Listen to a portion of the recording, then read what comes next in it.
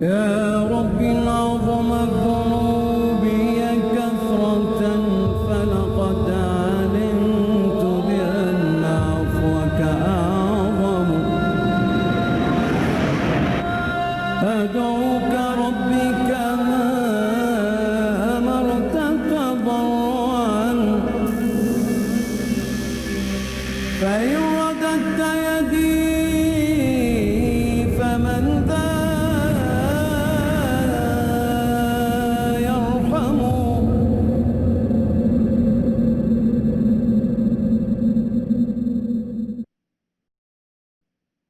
पांचवा रुकन ईमान का आखिरत। पहले हम तस्करा करेंगे आखिरत का हिंदू धर्म में। हिंदू धर्म में मुख्तलिफ राय है आखिरत के बारे में। सबसे आम राय है cycle of birth, death and rebirth, also known as doctrine of rebirth. Hindi में कहते हैं पुनर्जन्म, संस्कृत में कहते हैं समसारा, इंग्लिश में इसे कहते हैं ट्रांसमाइग्रेशन ऑफ सोल, भी इसे कहते हैं doctrine of rebirth, transmigration of soul and also reincarnation theory. आम हिंदू समसारा में मानते हैं और वो कहते हैं और तस्करा करते हैं भगवत गीता की एक श्लोक का। भगवत गीता में लिखा है पाठ नंबर 2 में, श्लोका नंबर 22 में, जिस तरीके से इंसान अपने पुराने कपड़े निकालता है और नए कपड़े पहनता है, उसी तरीके से आत्मा पुराने जिस्म को छोड़ के नए जिस्म में जाती है। इसका जिक्र बृहद्यंकर उपनिषद में भी है, पाठ नंबर 4, भाग नंबर 4, मंत्र नंबर 3 में। Like a caterpillar walks up a grass of blade and jumps to another blade, same way a soul throws away the old body and enters a new body. जिस तरीके से caterpillar घास के ऊपर चढ़ता है और फिर दूसरे घास पे जाता है, उसी तरीके से आत्मा पुराने जिस्म को छोड़ के नए जिस्म में जाती है। आम हिंदू समझता है समसारा के बारे में, इंसान पैदा होता है, फिर मरता है, फिर पैदा होता है, फिर मरता है, फिर पैदा होता है, फिर मरता है। ये साइकिल है बर्थ, डेथ और रिबर्थ की। लेकिन इसका जिक्र कहीं भी वेद में नहीं है, कहीं भी नहीं है। वेद में पुनर्जन्म का जिक्र है। पुनर्जन्म की मानी, पुनर् मतलब नेक्स्ट, अगला, जन्म मतलब बर्थ, नेक्स्ट बर्थ, पुनर्जन्म। पुनर्जन्म की सही मानी है नेक्स्ट बर्थ, अगला जन्म, जिस पे इस्लाम को कोई एतराज नहीं। हम भी मानते पुनर्जन्म में, नेक्स्ट बर्थ में, लेकिन वो पुनर्जन्म नहीं जो आम हिंदू मानते हैं समसारा के बारे में। हम नहीं मानते cycle of birth, death, rebirth के बारे में। हम मानते सिर्फ पुनर्जन्म। पुनर्जन्म अंग्रेजी में होता है नेक्स्ट बर्थ, अगली जिंदगी। और इसका जिक्र है ऋग्वेद में, किताब नंबर 10, पाठ नंबर 16, मंत्रा नंबर 4 और 5 में। तो पुनर्जन्म का जिक्र है, लेकिन ये साइकिल बर्थ, डेथ, रीबर्थ का जिक्र नहीं है। तो जब हम वेद पढ़ते हैं हमें पता चलता है कि वेद में लिखा है कि और एक जिंदगी है, और अगर आप इस जिंदगी में सफल होंगे, अगर इस जिंदगी में सफल होंगे तो आप जाएंगे स्वर्ग में।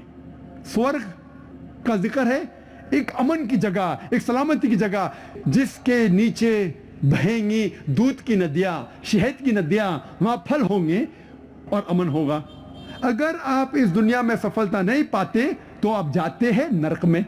नरक एक सजा की जगह है जिसका अक्सर जिक्र है वेद में आग जैसा। अब हम तस्करा करेंगे आखिरत का जिक्र इस्लाम में। अल्लाह ताला फरमाते सूरह बकरा में, सूरह नंबर 2 आयत नंबर 28 में, क्या आप अल्लाह में नहीं ईमान लाएंगे ये जानने के बाद कि अल्लाह ने आपको जिंदगी दी, फिर मौत दी और फिर से जिंदगी दी। अल्लाह ताला फरमाते सूरह मुल्क में, सूरह नंबर 67 आयत नंबर 2 में, अल्लज़ी खलक़ल मौत वल हयाता, अल्लाह ने मौत और जिंदगी बनाई ताकि इंसानों को पहचान सके, ताकि इंसानों का इम्तिहान ले सके। This life is a test for the here after.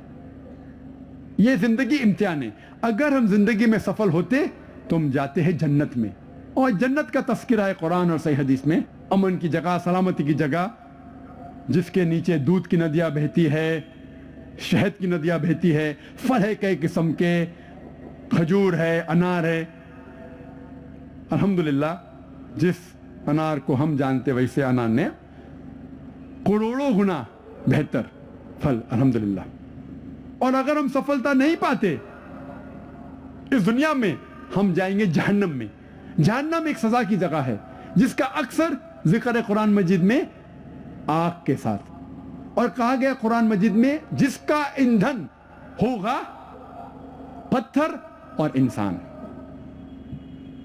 तो जब हम तहकीक करते हैं हिंदू धर्म की किताबों का और मजहब इस्लाम की किताबों का, हमें पता लगता है कि दोनों में आखिरत का जिक्र है। छठा रुकन कदर, तकदीर। हिंदू धर्म में भी तकदीर है, कदर है कि भगवान खुदा इंसान की कदर लिखता है और जानता है क्या होगा। इसी तरीके से इस्लाम में भी कदर, तकदीर का तस्करा है। हम मानते हैं कि अल्लाह सुब्हानहू व तआला ने इंसानों की तकदीर लिखी है, कभी वो पैदा होगा, कब मरेगा, वगैरह वगैरह। ये था मुख्तसरन तौर पे हिंदू धर्म और मजहब इस्लाम में ईमान के अरकान के बारे में यकसानियत। मुख्तसरन सा कुछ वक्त तक, अभी तकरीर खत्म होने के पहले मैं तस्करा करूंगा कुछ और यकसानियत का। अगर सारे दिन भी मैं तकरीर करूं, यकसानियत तो काफी है। मैं सिर्फ अहम यकसानियत जो आम हिंदू और आम मुसलमान नहीं जानता कि दोनों मजहबों में मौजूद है, कोशिश करूंगा कुछ और यकसानियत का जिक्र करूं। अल्लाह सुब्हानहू व तआला फरमाते हैं सूरह माइदा में, सूरह नंबर 5 आयत नंबर 90 में, या अय्युहल्लज़ीना आमनू, ए ईमान वालो, इन्नमल खम्रु वल मैसरू, नशे वाली चीजें, शराब और जुआ, वल अंसाब वल अज़लामू, बुत परस्ती, फाल खोलना, रिज्सुम मिन अमली शैतान, ये शैतान की हरकत है। फज्तनिबू लअल्लकुम तुफ्लिहून, इससे दूर रहो ताकि आप सफलता पाओ। अल्लाह ताला फरमाते हैं कि नशे वाली चीज, शराब, जुआ, बुत परस्ती, फाल खोलना, ये शैतान की हरकत है, इससे दूर रहो ताकि आप सफलता पाए। अब हम देखेंगे हिंदू धर्म की किताबों में इसके बारे में क्या लिखा है। जब हम पढ़ते हैं मनुस्मृति पाठ नंबर 9 श्लोक नंबर 235 में लिखा है, पंडित का कत्ल करने वाला, शराब पीने वाला, चोरी करने वाला और अपने गुरु के शादी के बिस्तर को खराब करने वाला, ये चारों लोग बड़ी गुनाह कर रहे हैं, बहुत बड़ी गुनाह कर रहे हैं। और आगे लिखा है मनुस्मृति में पाठ नंबर 9 श्लोक नंबर 238 में, ये लोगों को बड़ी सजा मिलना चाहिए, कोई भी इनके साथ नहीं खाना खाना चाहिए, कोई भी इनके लिए कुर्बानी नहीं देना चाहिए, कोई भी इनके लिए पढ़ना नहीं चाहिए, कोई भी इनसे शादी नहीं करना चाहिए, और इन लोगों को सारे मजाहिब से बाहर ढकल देना चाहिए, एक्सकम्युनिकेट करना चाहिए ताकि वो दुनिया भर घूमे। आगे लिखा है मनुस्मृति में पाठ नंबर 11 श्लोक नंबर 55 में, जो पंडित का कत्ल करता है, शराब पीता है, चोरी करता है, अपने गुरु के शादी के बिस्तर को खराब करता है, चारों किस्म के लोगों, ये बहुत बड़ा गुनाह कर रहे हैं। और जो भी इनके साथ दोस्ती रखता है वो भी गुनाह कर रहा है। आगे लिखा है मनुस्मृति में पाठ नंबर 11 श्लोक नंबर 94 में शराब गंदगी से बनती है, इसीलिए कोई भी पंडित, कोई भी राजा और आम इंसान शराब नहीं पीना चाहिए। शराब हिंदू धर्म की किताबों में कई जगह लिखा है कि हराम है, कई जगह, और भी जगह लिखा है। मिसाल के तौर पे मनुस्मृति पाठ नंबर 7 श्लोका नंबर 47 to 50 में, मनुस्मृति पाठ नंबर 9 श्लोका नंबर 225 में, मनुस्मृति पाठ नंबर 11 श्लोका नंबर 151 में भी लिखा है कि शराब हराम है। ऋग्वेद किताब नंबर 8 पाठ नंबर 2 मंत्रा नंबर 12 में भी लिखा है कि शराब हराम है। ऋग्वेद किताब नंबर 8 पाठ नंबर 21 मंत्रा नंबर 14 में भी लिखा है कि शराब हराम है। अभी हम तस्करा करेंगे जुए के बारे में हिंदू धर्म की किताबों में क्या लिखा है।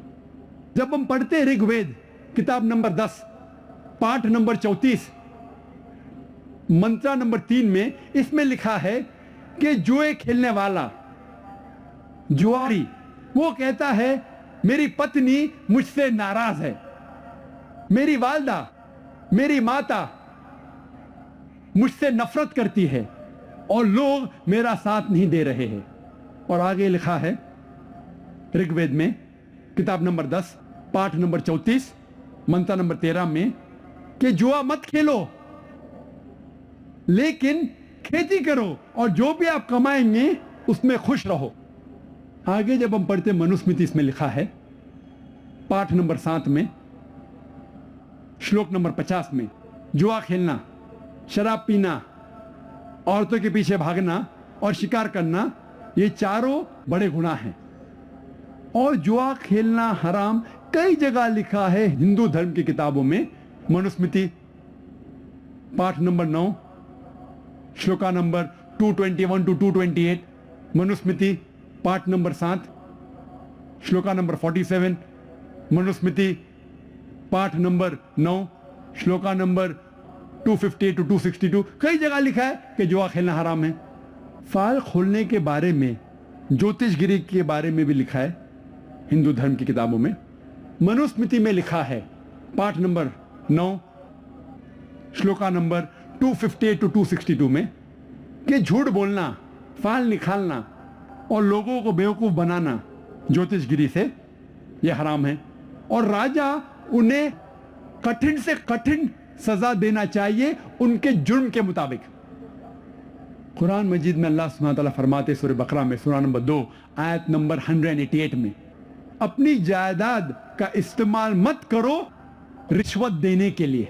रिश्वत इस्लाम में हराम है और इसका जिक्र मनुस्मृति पाठ नंबर 9 श्लोक नंबर 258 to 262 में भी है। यहां लिखा है कि गलत तरीके से पैसे बनाना और रिश्वत देना हराम है। राजा उन्हें कठिन से कठिन सजा देना चाहिए उनके जुर्म के मुताबिक। जब हम कुरान मजीद पढ़ते, अल्लाह सुब्हानहू व तआला कम से कम 4 आयतों में फरमाते हैं। सूरह बकरा सूरा नंबर 2 आयत नंबर 173, सूरह माइदा सूरा नंबर 5 आयत नंबर 3, सूरह अनाम सूरा नंबर 6 आयत नंबर 145 और सूरह नहल में सूरा नंबर 16 आयत नंबर 115 में हुर्रिमत अलैकुमुल मैततु वद्दमु वलहमुल खिंजीर वमा उहिल्ला लिगैरिल्लाह बिही, आपके लिए हराम है मरा हुआ जानवर, खून, खिंजीर का गोश्त, सुअर का गोश्त और गैरुल्लाह के नाम का खाना। जिस खाने पे अल्लाह के अलावा किसी और का नाम लिया गया है खुदा के अलावा, वो आपके लिए हराम है। जब हम पढ़ते हैं हिंदू धर्म की किताबें, इसमें भी लिखा है मनुस्मृति में पाठ नंबर 5 श्लोका नंबर 19 में, इसमें लिखा है कि ब्राह्मण सुअर का गोश्त नहीं खाना चाहिए, खिंजीर नहीं खाना चाहिए, उसके लिए हराम है। विष्णु सूत्रा में लिखा है पाठ नंबर 5 श्लोक नंबर 49 में, अगर कोई खिंजीर का गोश्त बेचता है, सुअर का गोश्त बेचता है, उसका हाथ या उल्टे पैर काटना चाहिए। कुरान में भी लिखा है कि सूअर का गोश्त खाना हराम है, लेकिन कहीं भी नहीं लिखा है कि अगर कोई सूअर का गोश्त बेचता है तो उसके हाथ और पैर काटना चाहिए। हिंदू धर्म की किताब में लिखा है, विष्णु सूत्रा में पाठ नंबर 5 श्लोक नंबर 49 में, अगर कोई सूअर का गोश्त खिंजीर बेचता है उसका हाथ या पैर काटना चाहिए। इस्लाम में मर्द और औरत के लिए हिजाब के बारे में लिखा है। इस्लाम में मर्द और औरत को हिजाब करना चाहिए। इसका जिक्र है सूरह नूर में, सूरह नंबर 24 आयत नंबर 30 और 31 में, और कई जगह सही हदीस में इसका जिक्र है, और कुरान मजीद में सूरह अहज़ाब सूरह नंबर 33 आयत नंबर 59 में है। मुख्तसरन से इसके 6 नुक्ते हैं हिजाब के। नंबर 1 वो है सतर, एक्सटेंट। आदमी का सतर है नाफ से लेके घुटने तक, यह हिस्सा हमेशा ढका हुआ रहना चाहिए। औरतों के लिए सारा जिस्म, सिर्फ चेहरा और हाथ दिखा सकती है, इसके अलावा सारा जिस्म ढका हुआ होना चाहिए। यह है सतर औरतों के लिए। बाकी 5 नुक्ते मर्द और औरत के लिए सेम है, यकसा है। दूसरा पॉइंट, दूसरा नुक्ता, कपड़े जो पहने जाते हैं वो पतले नहीं होना चाहिए, ट्रांसपेरेंट नहीं होना चाहिए, ताकि लोग कपड़े के थ्रू देख सके। तीसरा, कपड़े चुस्त नहीं होना चाहिए ताकि जिस्म का ढांचा दिखे। पहले के अलावा बाकी 5 नुक्ते आदमी और औरत के लिए यकसा है। चौथा नुक्ता कि कपड़े इतने भड़कीले नहीं होना चाहिए कि दूसरे जिन्स को मुतासिर कर सके। It should not be so glamorous so that it attracts the opposite sex. 5वां नुक्ता, दूसरे मज़ाहिब के निशानी वाले कपड़े नहीं पहनना चाहिए। और 6वां नुक्ता, दूसरे जिन्स के कपड़े नहीं पहनना चाहिए। आदमी औरत के कपड़े नहीं पहनना चाहिए, औरत मर्द के कपड़े नहीं पहनना चाहिए। जब हम हिंदू धर्म की किताबों का मुताला करते हैं, आपको हिजाब के बारे में जिस तरीके से इस्लाम में लिखा है, अल्हम्दुलिल्लाह हिंदू धर्म की किताबों में भी वैसा लिखा है। ऋग्वेद किताब नंबर 8 पाठ नंबर 33 मंत्रा नंबर 19 में लिखा है, ए औरत, ब्रह्मा ने तुझे औरत बनाया है, इसीलिए नजर को नीची करो और जो आपके कपड़े जिस्म को छुपा रहा है वो जिस्म का हिस्सा मत दिखाओ। ऋग्वेद में लिखा है, किताब नंबर 10 पाठ नंबर 85 मंत्रा नंबर 30 में, आदमी औरत के कपड़े नहीं पहनना चाहिए। महावीर चरित्र पाठ नंबर 2 सफा नंबर 71 में लिखा है, श्री राम कहते हैं अपनी बीवी श्रीमती सीता से, जब परशुराम को देखते हैं, श्री राम श्रीमती सीता से कहते हैं, परशुराम अपने बुजुर्ग है, आप नजर नीचे करो और पल्लों को सिर पे ढाको। Put the veil yourself and low your gaze. जब हम पुरानी किताब पढ़ते हैं कॉइन एज के बारे में, सिक्के के बारे में, कॉइन के बारे में ऑफ गुप्ता एज, इसमें कई फोटो है जिस पे दिखाया गया है कि पुराने ज़माने में सिक्कों पे औरतों के फोटो होते थे और कई हिंदुस्तानी औरत, इस भारत देश के औरतें अपना सिर पल्लों से ढकते थे और ये वेल और ये पल्लो कई बार कोनी तक आता था। आज की तारीख में भी, आज भी अगर आप जाएंगे, कई गांव में औरतें सिर को पल्लों से ढकते हैं जिस तरीके से इस्लाम में लिखा है। वक्त की किल्लत होने की वजह से एक और हिंदू धर्म और मजहब इस्लाम में यकसानियत का जिक्र करूंगा। इस्लाम में मर्द को एक से ज्यादा शादी करने की इजाजत है, मैक्सिमम सबसे ज्यादा 4 बीवी रखने की इजाजत है, उससे ज्यादा नहीं। और अक्सर लोग इसके बारे में मजाक उड़ाते हैं, ओ एक से ज्यादा बीवी करने की इजाजत है, और हम मुसलमान जवाब नहीं दे सकते। इसका सही जवाब मेरे बाकी तकरीर में सुनिए। अभी वक्त कम होने की वजह से मुझे तकरीर को ख़त्म करना है चंद मिनटों में, क्यों इस्लाम में एक से ज्यादा बीवी करने की इजाजत है? आप मेरी तकरीर सुनिए, वुमेन्स राइट्स इन इस्लाम, खवातीन के हुकूक इस्लाम में, या मिसकंसेप्शन इन इस्लाम, इस्लाम के बारे में गलतफहमी। लेकिन मैं ये वादे करना चाहता हूं इस तकरीर में कि हिंदू धर्म में भी हिंदू को एक से ज्यादा बीवी करने की इजाजत है।